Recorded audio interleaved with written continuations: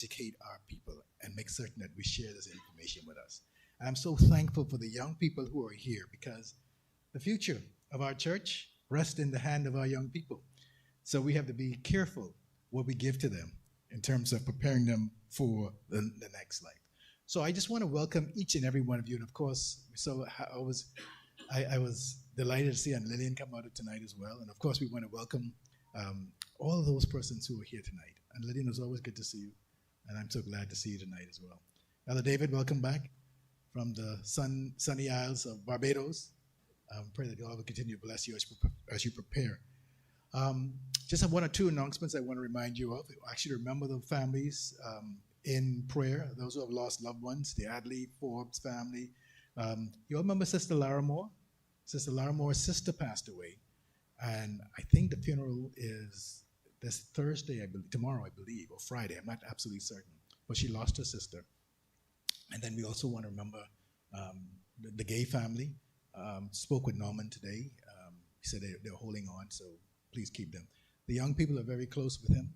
He is a part of them. So, and they're all studying here in New Providence. So please keep the Gay family in prayer. So, and all of our families that are currently grieving. You know, I remember this must have been 2022, I believe it was, 21, 22, where we had a slew of death in our church. And it's true. And we had 5 that year. And, you know, I'm concerned that we are approaching 5 now, you know, so let's keep our family in prayer as they go through this time. I want you to be minded that of the services that we have, of course, on Sabbath, prepare for communion. We've been advertising that for the last 2 weeks. Please prepare yourselves for that.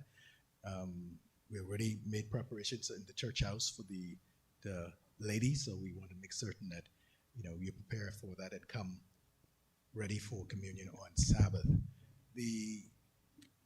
We're also going to have a quick, like Pastor say, a 2-minute call board meeting immediately after they fall into service tonight. A quick board meeting. Board members, please. Let's make your way to the eastern side of the church right after the service, so we can deal with one matter that I understand that came up right now.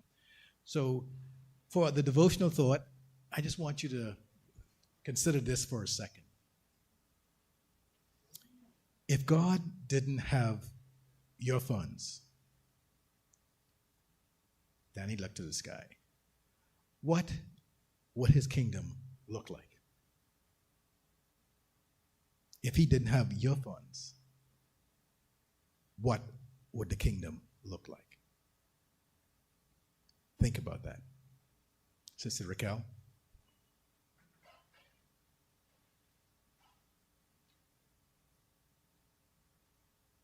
Thank you, Brother Todd. Good evening, everyone. Good evening. Have you been enjoying the financial and estate planning series? Well, tonight is the wrap-up of that, so I hope you've been getting some good information and not just taking the information and say, I'll look at it later, but really take the information, process it. We're available if you have questions. And we would like to see you implement a lot of what's been discussed here over the last 3 weeks into your estate planning. So the Trust Services Department, in conjunction with Stewardship and Paul departments, put on these sessions. And so I want to thank all the members of those teams.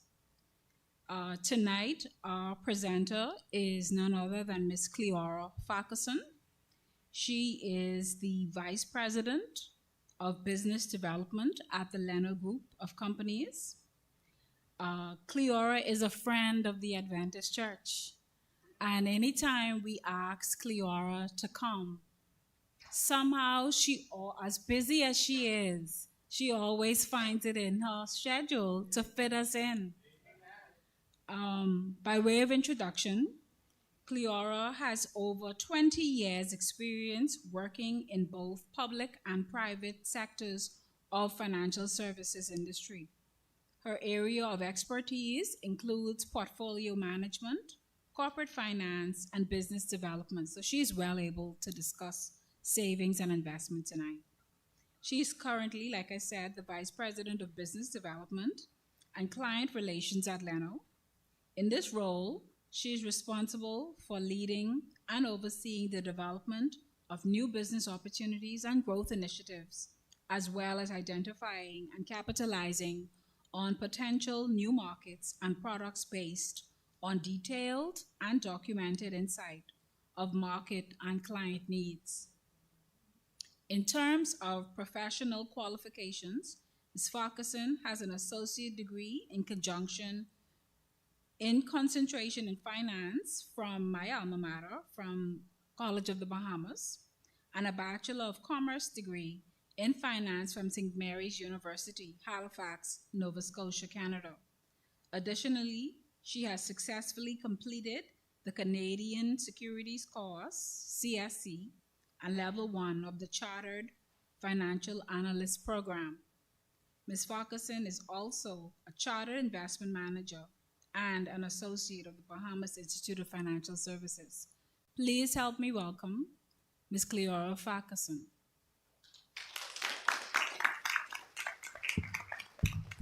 Good evening, everyone. Good evening. It's an absolute pleasure to be here this evening.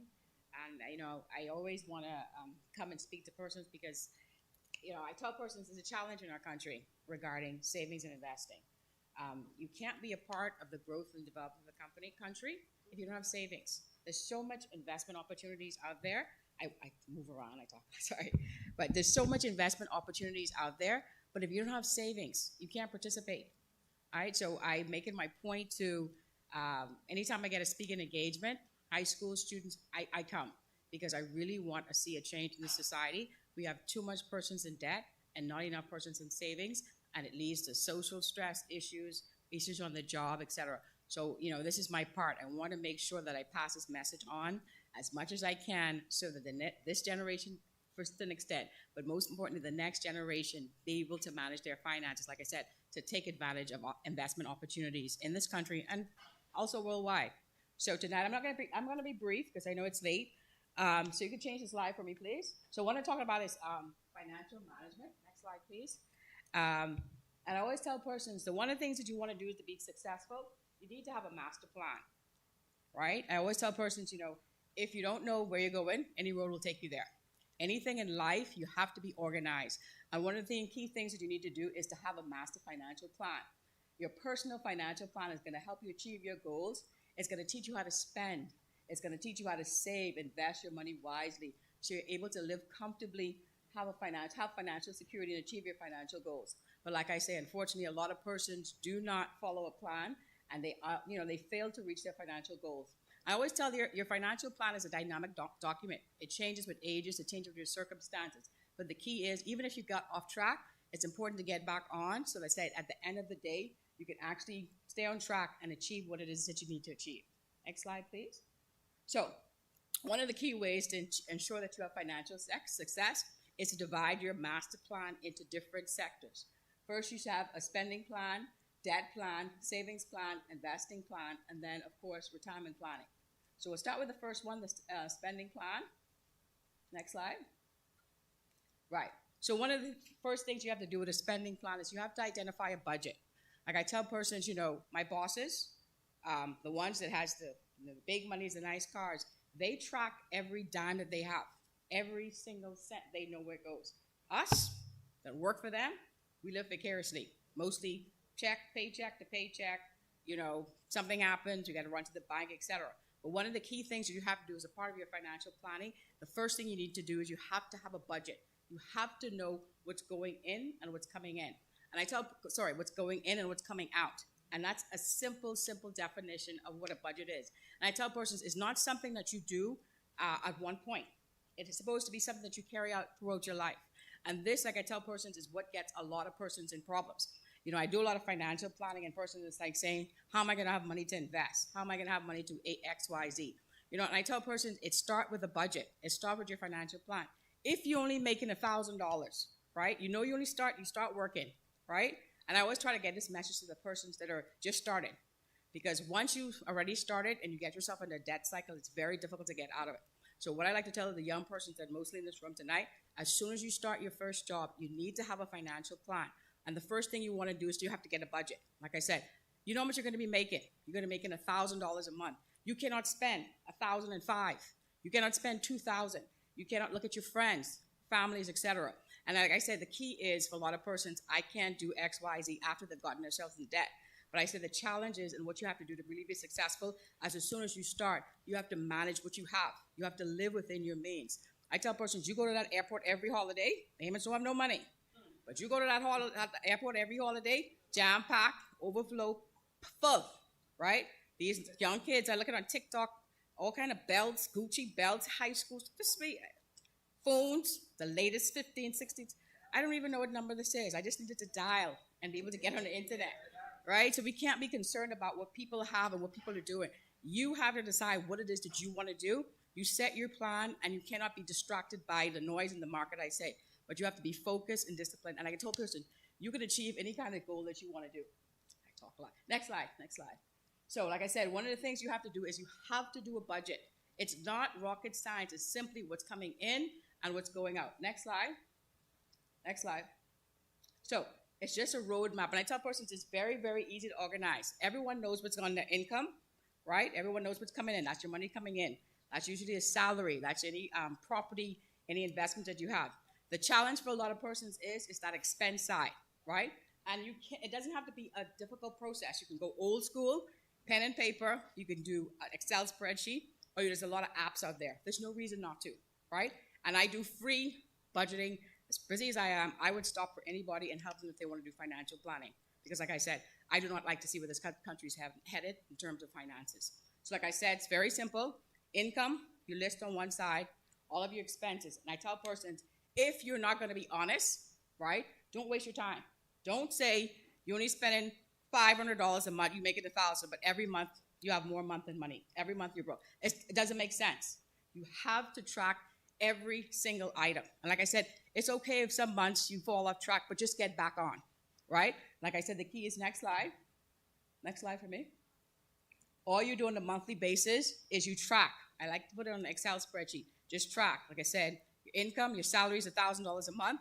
The first day you spend $20 to the prescription. On the food store, I would say $20, but that's not even realistic because I don't understand how some of these people, food store owners, certain people, how they sleep at night, right? I don't know how people make it honestly, on minimum wage, trying to eat and buy food in this country, especially if you're trying to live healthy. It's so expensive and it's so unfortunate, but that's a whole nother discussion. So like I said, you have to list every item. That's your food, utility. If you go to the car, you got to put your car down, any insurances. And like I said, you have to be honest with yourself. You have to list every single item because if you do not list it, it's not going to make sense. Like I said, at the end of the day, what should really happen is at the end of the day, your income should be more than your expenses. If it is, then we could talk about savings investing. If it's not, you come and see me, and I will find a way to reduce your budget.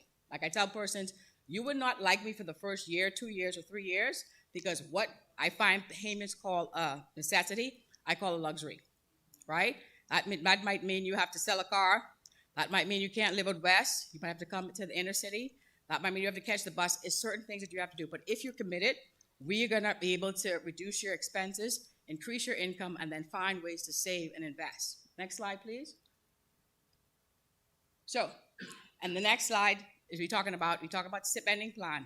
This is the biggest culprit in this country, debt planning. We have too much debt in this country, way too much debt in this country. Like I tell persons, you cannot tell rich or poor by what people drive in this country. The person who making minimum wage, they driving around in big body Mercedes, big body this, big body that, right?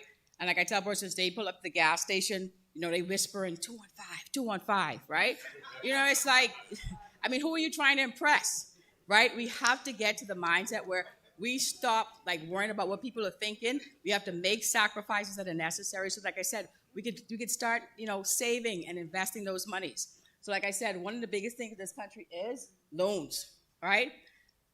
Credit cards, a lot of people say mortgage is a good loan, but I always tell persons mortgage is a good loan when it's in the confines of your entire budget, right? You might walk into the bank and be able to qualify for $300,000, but you still have to eat. You still have to pay school fees, etc. So you might be qualified for $300,000. Maybe you should just get a mortgage for $200,000. So like I say, mortgage is a good debt, but you have to make sure that you're able to survive outside of just putting all your monies into a mortgage. I'm going to show you a next slide where I said, unfortunately, in this country, the next generations, very few people will be able to afford a mortgage in this country. That's how expensive it's going to get. Some people are going to be renting for the rest of their lives because they do not manage their expenses properly and they're not managing their funds. So I'll show you a slide a little bit later. Like I said, mortgage is debt, but it can actually be a good debt, but you have to manage it within the confines of your entire budget. Cars, like I said, is a debt investment. And with these roads, I got to go to the mechanic right now because every time you drive, you got to be some hole, and then you have no recourse, right? Absolutely no recourse. It's noise making I'm like, and you like I said, it is frustrating. But like I said, a car, as soon as you drive that off the lot, it loses value, right? And like I said, the roads, somebody hitting you, it's just these little cars running around, they're hitting you, they don't have any, and they got a sad story, right? So I tell persons it's not necessary to be driving something that you really can't afford. Instead of paying $600, $700, $800, $900, $1,000 a month for a car loan, why don't you put that towards a mortgage? Why don't you put that towards something that's going to save and make more money for you? All you need to be able to do is get from point A to point B, and we know it's hot in this country, so you need some air conditioning. That's fine. But let's try to move away from these debt investments, is what I like to call them. Credit card is the biggest culprit in this country in terms of debt, right? Like I tell persons, credit cards are not your money. It's the banks. And they are one of the highest interests that's being charged on your account. Interest rates for credit cards could be anywhere from 15 to 17 to 21%, right? So I tell persons, you're not the big man on campus or big woman on campus if you have 2 and 3 credit cards. That's not your money. And one of the things I always tell persons never to do is never take cash of your credit card because that's even more expensive. So next slide, I just want to show you the kind of monies that you can, next slide. The kind of money that you can actually rack up when you do a credit card. This is just showing a balance of $1,000.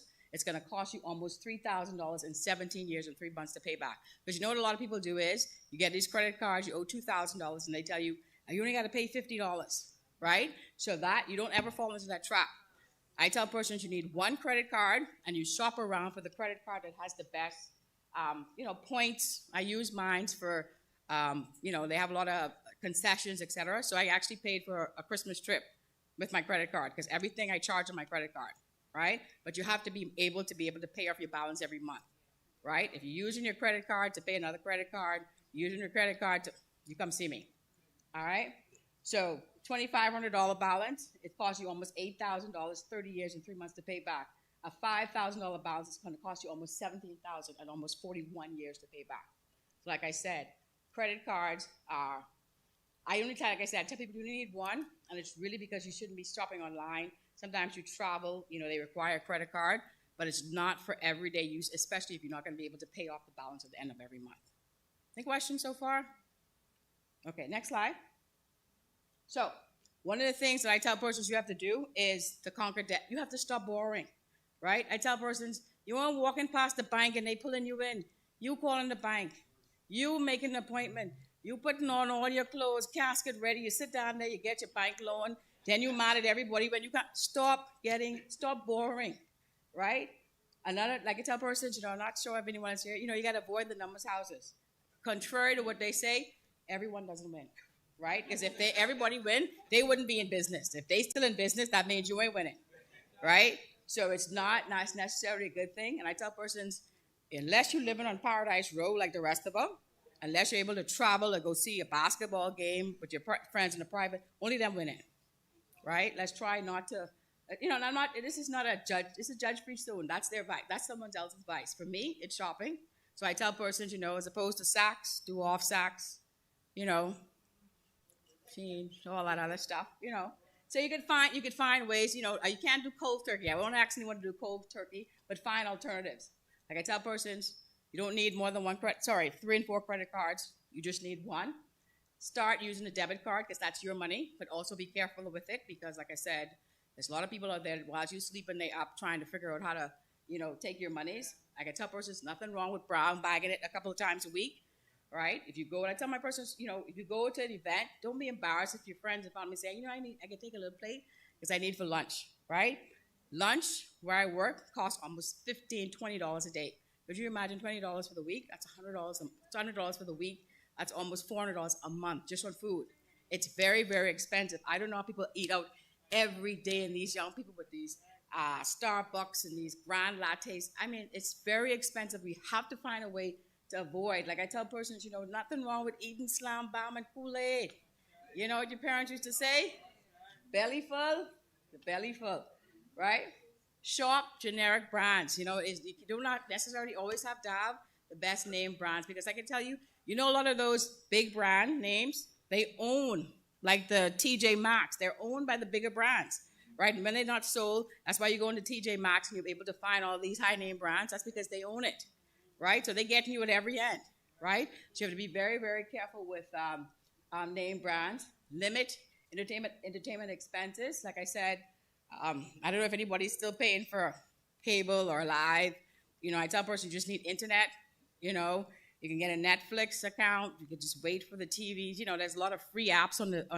There's so many creative ways that you can do to reduce your expenses, right?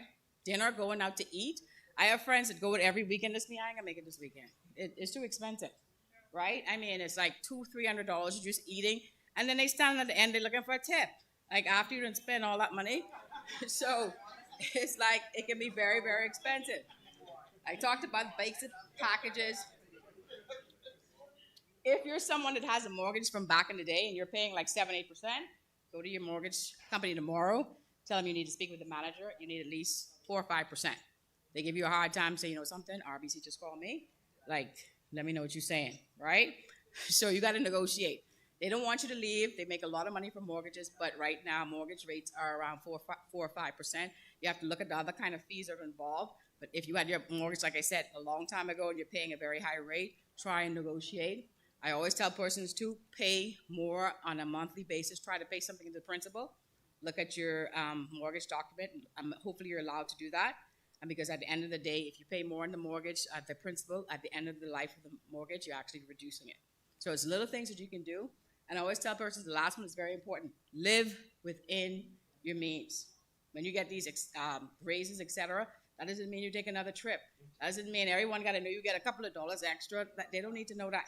Right? Whatever you're making extra, if you're living within that, you get a raise, you put that towards your savings and investment plan. Everyone's good with that? Next slide, please. Almost done. Next slide. Okay, I just wanted to say something quick. Let's put it on the next slide, too. Next slide, please. So this is what I wanted to get into, and I want to mention to a lot of the young people that are sitting in here. Like I said, going forward in this country, there's going to be too many people that will not be able to afford a mortgage because of this, right? A lot of persons just think, oh, I can qualify for $100,000 mortgage payment, and my payment is going to be $1,000, $1,500 a month. That is not all of it that you have to be concerned about. You have to have about 20% of that $300,000 before you even walk into the mortgage office. And that's about, 10%, almost 60-40. And I'd say tell people persons, if you want to qualify for a $300,000 mortgage, you need to have almost between $40,000 and $60,000 savings, right? Most people can't do that. And I tell persons, it's for things like everybody getting a piece. The government got to get something, the insurance, the lawyers, everybody getting a piece of that $40,000 to $60,000. But the key is you're going to have to, if you want to have a mortgage, you're going to have to be able to save about $40,000 to $60,000 prior to that. So I tell persons one of the best gifts that you could do is if your parent, you can finish university, if your parents ain't kicking you out, you stay there, right? Where you go in? Stay there, right? Abide the rules, and if you're able to work, put something towards your parents every month. But you save whatever that money that you have, and you put that towards a mortgage as opposed to rent. When you are paying rent, you are paying someone's mortgage. I know because that's what I do. Someone's paying my rent, that money goes straight to my mortgage, right? Because let me tell you something, it's going to be very, very difficult for you to pay for mortgage pay for a rent, pay rent, and then try to get a mortgage. You see, these are the kind of things I'm trying to tell you from the beginning. If you know you're only making X, there's certain things that you cannot do. Nothing wrong with, like I say, staying home. You don't mind these friends that want to go partying and stuff and da-da-da-da. No. You stay home. You mind your parents because, like I said, a party is a party is a party. But at the end of the day, when you're not able to achieve your financial goals, being 40, 50, 60 years old, you're going to look back to these days and regret it, and it's going to be too late. Any questions on that? Next slide, please. Managing your finances. This is key tonight. It's a savings plan. Like I tell persons, you will not be able to participate in the success of this country if you do not have savings. And let me tell you something. There's a lot of people in here with money because, we have a lot of deals going on in this country. And there's some people that could write checks, right?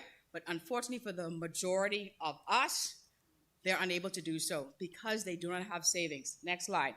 According to Central Bank statistics, less than 1/3 of all Bahamians have more than $1,000 in their bank account. That was pre the financial crisis. Like I tell persons, too many of us are living paycheck to paycheck to paycheck, right? And I tell persons, I know your paycheck is small, but if it's small, that means you have to have small expenses. That doesn't mean that you're making X, and because X, Y, Z is doing, you have to do it, right? If everyone going on a trip, just say, hey, I can't make that. If they going on tonight to party, hey, I can't make that either. Hey, you want to buy this car for $40,000 or you want to buy this car for $20,000? You buy the car for $20,000. We have to not be concerned about what people are thinking, right? These keeping up with the Joneses, we used to call it back in the day. We have to avoid that because, like I said, these things are real. We're living paycheck to paycheck. The Bahamians are not retiring without a safety net. Some people can't retire. I had someone come into the office the other day. They can't retire. They cannot afford to retire. We're going through their finances, trying to identify income, but we cannot because they have so much debt and not enough income. So you have to keep working, right? That's why I said from the beginning, in order to be successful, you have to have a financial plan.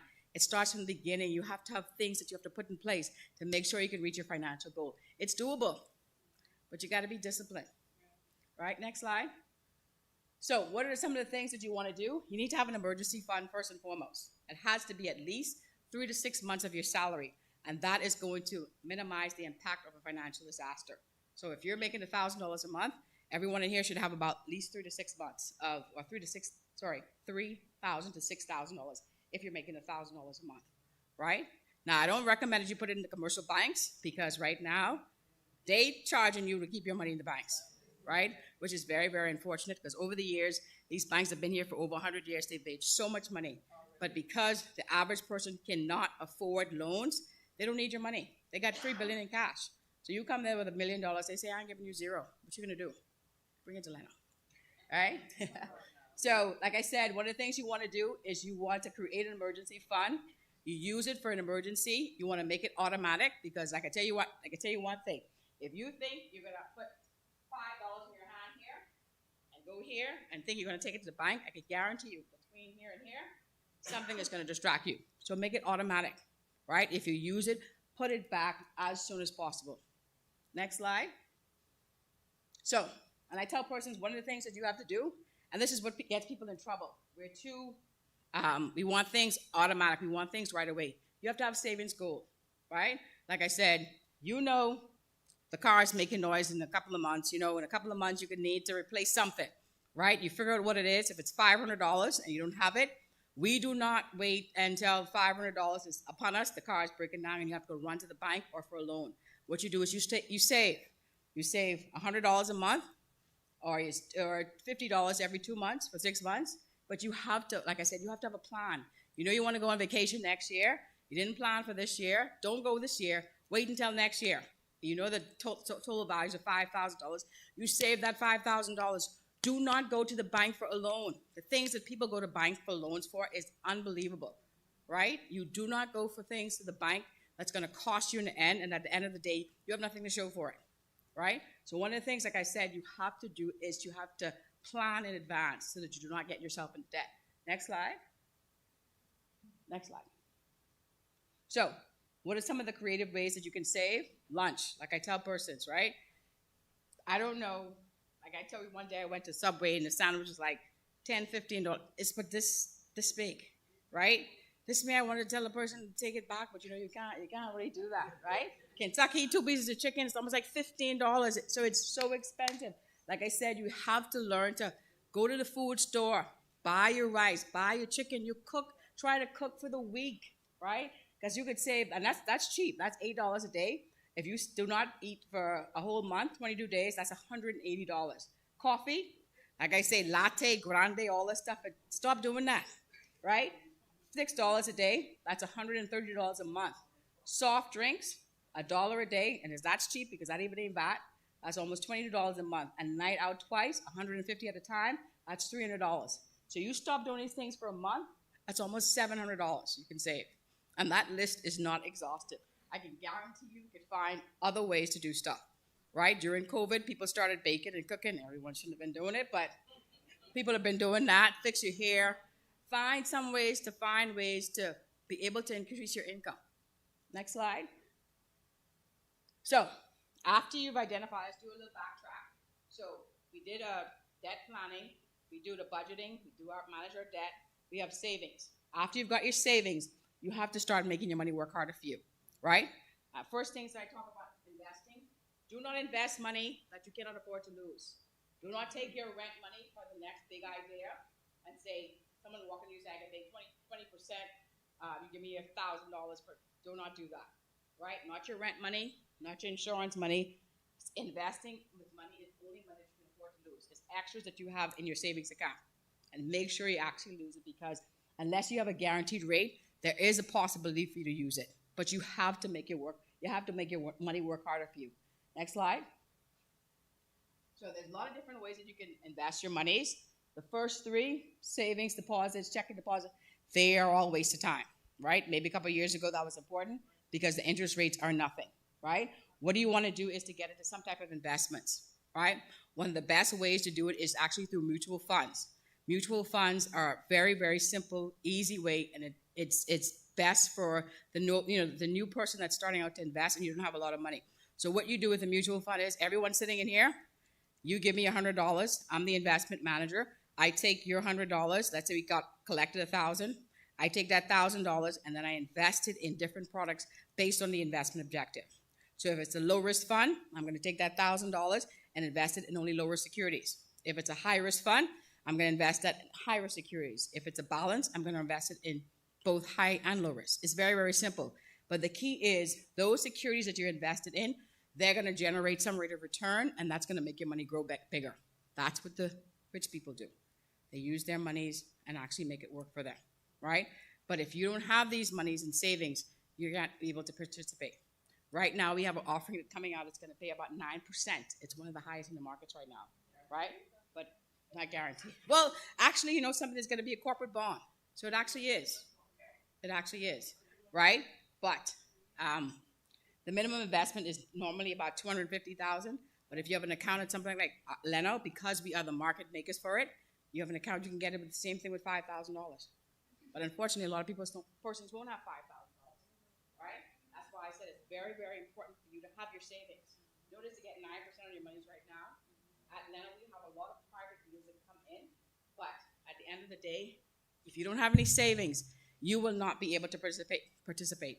We have stuff that was paying 8%, 9%. We have some guaranteed rates. We have investment account. But if you do not have savings, if you do not have extra savings, you cannot participate. Next slide. Just keep going for me. Okay, keep going. Keep going. So what this is just showing you before I conclude, I just want to show you the power of compounding, right? This is showing you $250 a month, right?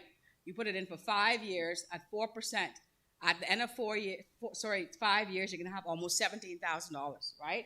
At 6%, almost 18, and at 8%, almost 19,000. At 10 years, right? Investing that money, almost $38,000 at 4%, 6%, almost $42,000, and at 8%, almost $47,000. If you wait 20 years, right? You're going to be able to save almost $100,000 at 4%. 117 at 6, and almost 150,000 at 8%. But like I say, at the end of the day, you have to have these. And $250 is not a lot of money, right? We blow $250 on nothing. But I tell persons, if you want to participate in the growth of this country, if you want to be able to drive around and retire in the nice homes, which is doable, you have to have a plan, right? Like I said, it's not. If you find yourself now in a financial challenge, come see me. Don't get discouraged, right? I said I do free budgeting and financial planning. If you find yourself challenged financially, come and see me. We'll go through your budget. We'll see what income you have, what expenses you have. I will reduce your budget to nothing. You won't be upset with me. That's okay. We reduce your budget, expenses. We're going to identify savings. We're going to invest those monies for you so that at the end of the day, you can reach whatever financial goal that you have. Thank you.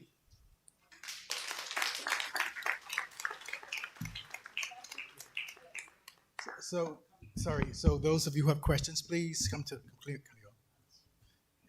Please use the microphone for questions. Okay, I'm going to start before she comes in.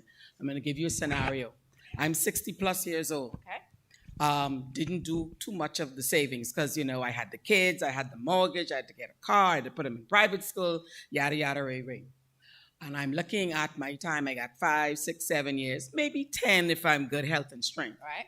So now I'm like, maybe I should start looking for something that's maybe like $100, $150 a month. Mm-hmm. But you mentioned the fact of my scary part is I have to invest what I could afford to lose. Right. Now I can't afford to lose $150 at $160, but I do know I need to do something because Right. national insurance ain't gonna carry me. You don't know what the status of government bonds and even the political climate and yada yada and all that other stuff. What do? I want to start something. It's a bit late, but it's better late than never is the concept I'm thinking of. Right. So I'm 60 plus some, and I'm trying to get all these things done. Do I make the effort to put that $100, $150 in maybe, because I'm assuming I don't know nothing much about nothing. So I'm thinking I'm gonna go to the left and I'm gonna go to the right. I ain't in the middle. That looked like a safe place for me to be. Right. Just talking off the top of my head, So what do? Do I do that? Do I take the couple dollars? Remember, if I work for government, I got my little gratuity, I got my little pension, and I say get like $500, $600 a month. Now I gotta live off of that. Right. Hopefully mortgage is paid, light bill through the roof. I only could buy so much for grocery. I need my little basic cable to keep my company when I get home. So there's certain needs that So what do you tell me to do? So one of the first things I say, come see me, right? We'll sit down. First thing before I talk about investing, I want to sit down with your budget, right? Let's go through your income, what you have coming in. Let's look at your expenses. Let's see if there's any way that we can reduce your expenses as much as we can. Because that's one of the things I like to do 10 years out before people retire is give some retirement planning to tell them to reduce expenses because your income is going to be fixed. So let's start with that, right? We're going to do a financial plan for you, and then we're going to see if you can, comfortably do $100 a month. And $100 a month, you can go into one of our products, right? Okay. And if you're concerned about risk level, even though I said, it's money that you can afford to lose, we can put you in something that's less risk, something that's safer. You earn at least 3.5%. And if we graduate, we increase that. You have more money, so we can find something a little bit more aggressive for you. So my $100 could go into one of your smaller not non-risk, less risk, lower risk.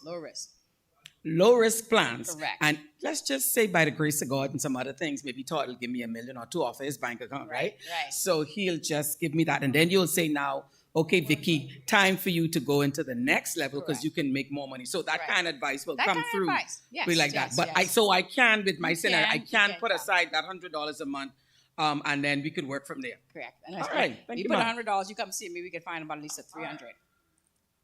Good evening. Good evening. So I want to know if the company collapse, so the people could be able to get the money back. Because I see that happen before. I mean, Right. Clico? So Right. exactly. So, one of the things which I tell persons to do is when you're going to invest, you want to investigate where your money's going to go. Clico is a perfect example, right? One of the things that Clico did wrong, it was the perfect storm. They invested all their money in the Florida market, real estate market, and it went belly up. They should have been protected, but the key wasn't diversified, right? One of the things that we do at Leno to avoid these kinds of things is, first and foremost, we're regulated by both the Securities Commission and the Central Bank of the Bahamas, and they make sure, even for me just to stand there, I have to be qualified, I have to be registered. They make sure we have the capital provisions. And then one of the key things that Leno does is we do not commingle our assets with those of their clients. Clico did that, right? Clients' monies was Clico's money, so when Clico went bankrupt, creditors could have pulled from anything, right? The way that Leno works is it's our money, Leno's money, and then it's our client's money. If something happens to Leno, our creditors can't touch your funds, your monies. So that's some of the kind of things that you want to start doing. Okay? You good? Okay, listen to all what Victoria had to say, right? And say I have something that I could afford to even look back at, right? And I'm out the gate, going steady for about 3 years, Right. right? And then coming around about the 4th year, things start to dwindle. And then the Latin phrase kick in, nemo dat non quarterback. The lawyers know, you cannot give what you don't have, right? How do I recover the funds? And I am in desperate need now. Right. Am I able to get what I put in back? Because I'm desperate now. Right. Right. So here's the key. So a couple of things with your question, right?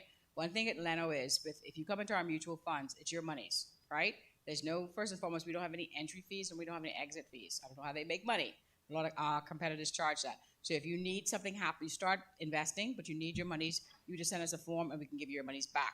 Now, in terms of what you get back, it's going to depend on what you invest in, right? So this is where the education part comes in. So I tell persons, if you come to me and you say you only have 1 to 2 years, I will not put you in the balanced fund.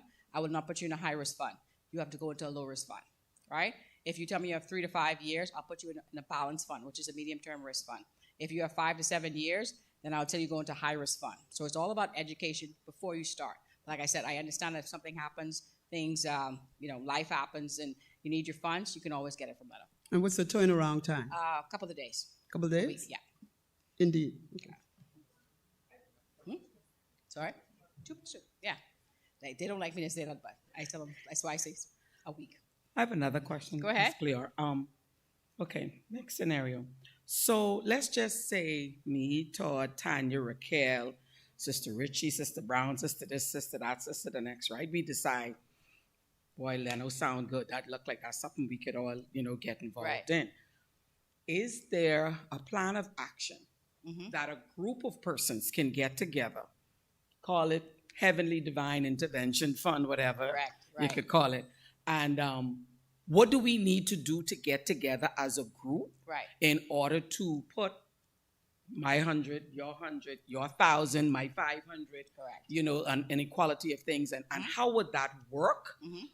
Say from a nonprofit organization like a church point of view, while still keeping the various parameters of the business and ensuring that the returns do the same thing. Right. So great question. So what I would recommend is a savings plan. You can call it Heavenly Bodies Savings Plan. And the good thing about a savings plan with us is that even though you have different persons in it, everyone can put their monies, whatever they have. You might put 50, like you said, you might be able to put 1,000. And then we have the different investment portfolios. So you might be in there with your $100 only making, you don't want to take a risk. So you put you in the low risk. Tanya might want to put $1,000. You want to put high risk, right? So the way this plan works is it's your plan. We're going to structure it according to your needs and according to your budget. But it's an excellent opportunity for you to, like I said, to make your monies work harder for you. With a savings plan like that, you can start with as little as $25 a month, and I recommend a group doing it in that type of settings. You bring it to Leno. We have transparency. We have the investment funds. We have the investment vehicles. Each person, even though it's a group plan, each person will have their own statements. They'll have their own log on to be able to see how their monies are growing. So, necessarily won't impact. If something happens to you, it won't impact the other person. But like I said, there's power in numbers, and like I said, it'll be a great opportunity for persons with a little bit to save in great investment portfolios. So you're saying that if me, Tanya, Todd, and Raquel, and et cetera, get together, and Todd is the millionaire, so he can put $1 million. Tanya behind him with, like 900 or something like that, and Raquel, and I'm the little mouse in the group, right? So they're putting the thousands and thousands, and I only have $100 a month to put in. So I'm assuming even though we're in this one heavenly function group, the rate of return will be based on our individual Correct. deposit. Correct. So Todd will get a bigger return, Tanya will get a bigger return, Raquel will get a bigger return, I'll get whatever return I get. But we'll be in this one portfolio together. You'll be in this one portfolio together. Everyone can put in different amounts, and their rate of return is going to be based on the portfolio that you choose. Okay, Yes. that could work. And All everyone right. can have the three different, and under this plan, everyone has the multiple investment options. And you're not limited to one fund. You can mix and match. You can switch over. Within the one within the portfolio one area plan. that we're talking Within about. the one plan. Yes. Very, very flexible.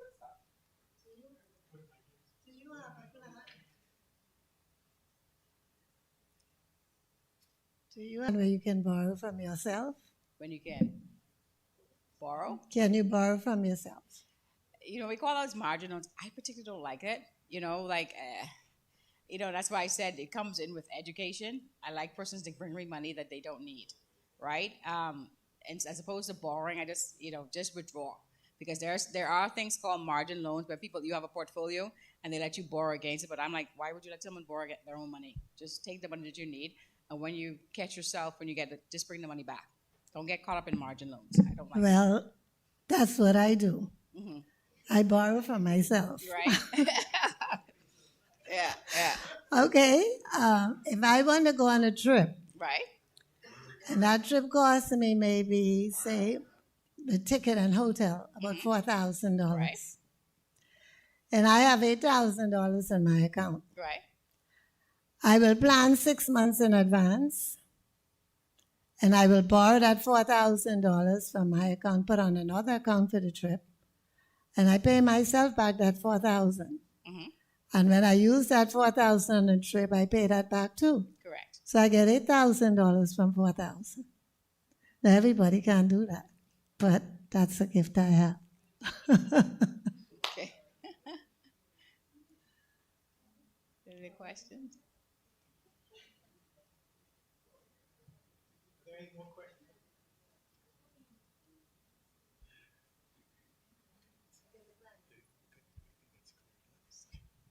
All right, thank you so much.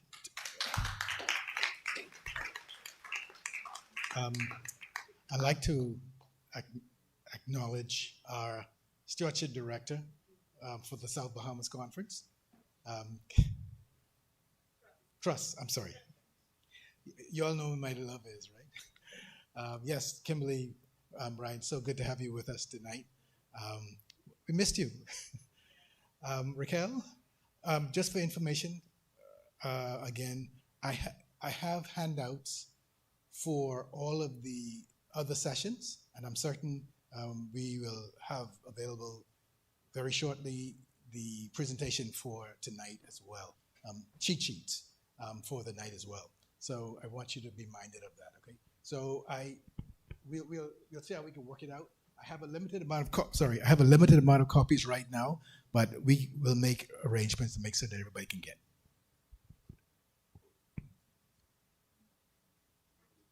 On behalf of the Centreville Seventh-day Adventist Trust Services Department, in conjunction with our Stewardship and Paul departments, we'd like to thank you so much, Cleora, for coming and presenting and for being a friend to the Adventists. Thank you.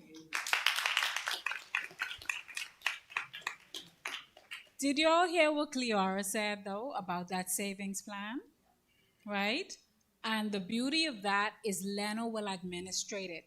So you don't need to worry about Tanya or Raquel knowing I putting in 100 or Todd putting in $1 million, right? Leno will administrate the plan. We have to speak it, right? I putting in my million.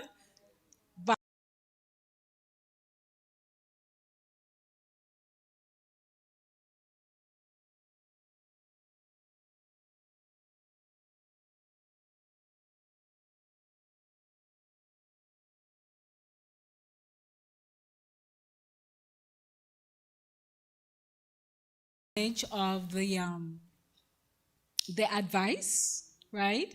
And I must say, Cleora has always been there for me. Over the last couple of years, And so whenever I call her on anything, whether it's personal or otherwise, she's always there. So her offering to give us free financial advice, people take advantage of that, right? And you, like she said, you might not like her, right? But she's going to whip us into shape. Just like Grace whip us into shape physically, Cleora will whip us into shape financially. So thank you very much, Cleora. And thank you, everyone, for being here. Hands up for those who've been to all 3 of our sessions.